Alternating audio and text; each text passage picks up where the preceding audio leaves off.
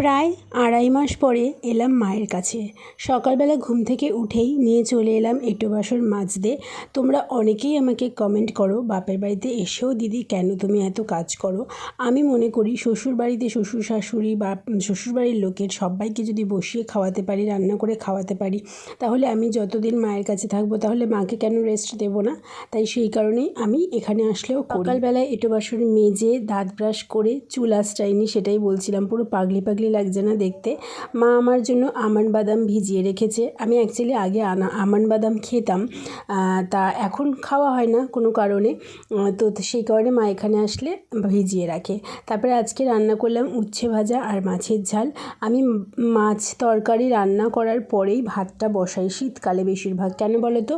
তাহলে ভাতটা গরম গরম থাকে, খেতে বেশ ভালো লাগে। তারপরে রান্না করার সাথে সাথেই কিন্তু আমি কালকের একটু ভাত ছিল, সেটা ব্রেকফাস্টে খেয়ে নিয়েছি।